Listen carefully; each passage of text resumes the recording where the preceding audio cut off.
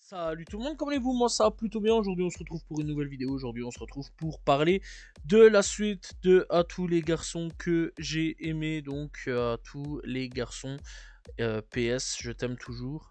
Voilà voilà. Et ben, on se retrouve donc pour cette suite, ce deuxième opus. Donc voilà. On se retrouve donc eh bien pour cette nouvelle année. Voilà, on retrouve Lara Jean. Et elle s'est mise en couple avec Peter sur la fin donc de la première du premier film. Donc voilà, ils sont officiellement en couple. Ils sont en plein bonheur dans tout ça. Et John Ambrose, un autre destinataire de l'une des vieilles lettres d'amour de Lara Jean, eh bien, arrive entre ses mains. Voilà.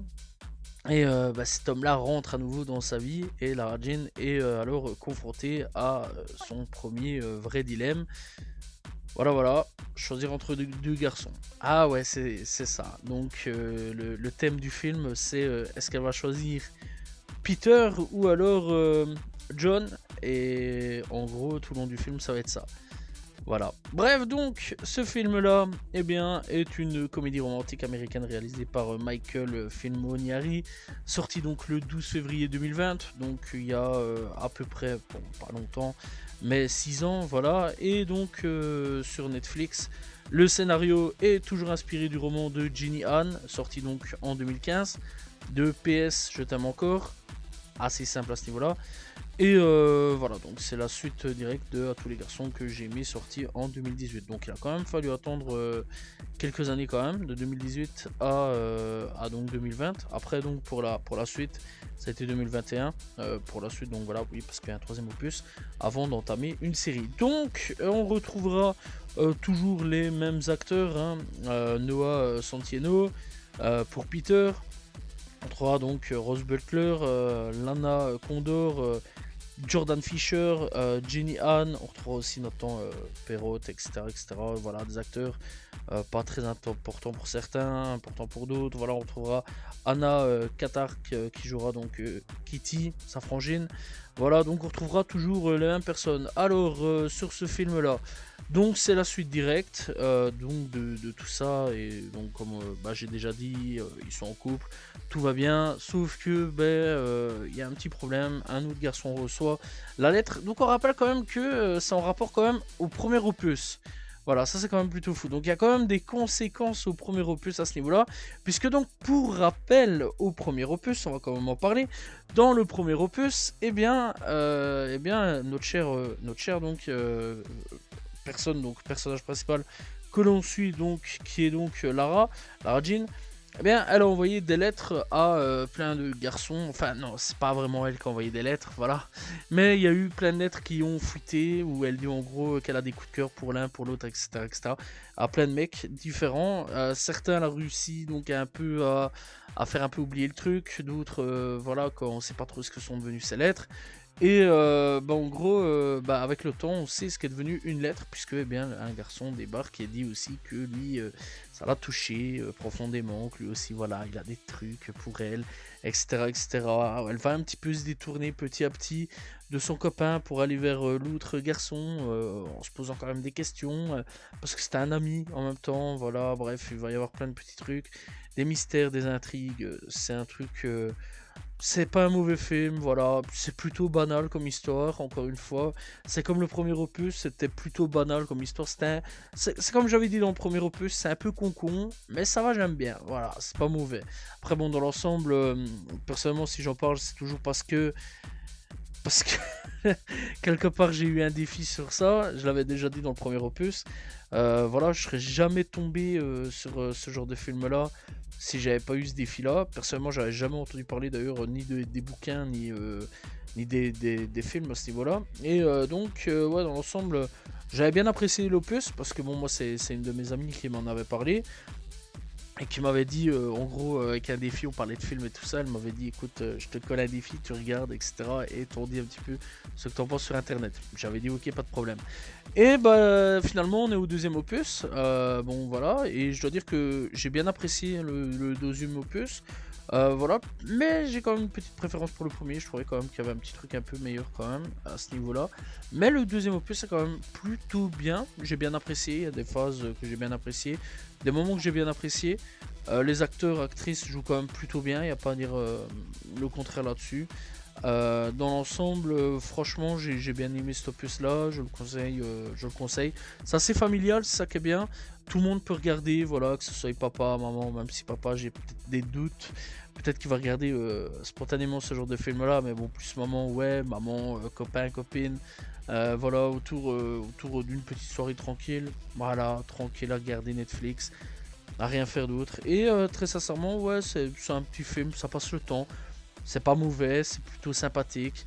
Ça casse pas trois pattes à un canard au niveau donc du scénario, ça c'est clair, net et précis à ce niveau-là. C'est pas non plus un scénario exceptionnel qui tire par les cheveux. Voilà, c'est pas non plus un film style qu'est-ce qui peut me venir en tête directement. Allez, Code Mercury avec Bruce Willis ou autre à ce niveau-là. Voilà, c'est pas des trucs un peu plus. Voilà, quoi, ça casse pas. Ça se casse pas la tête au niveau du scénario. C'est un bon scénario, c'est un truc comédie romantique, c'est quand même plutôt cool. D'ailleurs, je verrais bien ce genre de comédie à ce niveau-là, au niveau adaptation manga. Vraiment, très sincèrement, je trouve qu'au niveau, même si là je mélange un petit peu tout, mais je trouve que dans certains trucs que j'ai pu voir dans les mangas, dans les animes mangas, etc., très sincèrement, il y a beaucoup de ressemblances à ce niveau-là et je trouve que vraiment ça se marie bien en fait sur certains comédies, amour, etc. Dans certains trucs, certains thèmes des animés que j'ai pu voir. Donc voilà, à ce niveau-là, j'ai quand même trouvé ça assez sympathique. J'ai déjà vu d'autres comédies amoureuses, voilà, avec l'amour comme thème pour les animes. Et j'ai trouvé que c'était à peu près la même chose, donc ça se concorde assez bien. Niveau musique, on va quand même en parler. Les musiques sont quand même plutôt cool, il y a des bons trucs derrière. Rien à dire là-dessus. Moi, j'ai quand même plutôt bien apprécié. Niveau cadrage, niveau filmé, voilà, ça change pas du premier opus.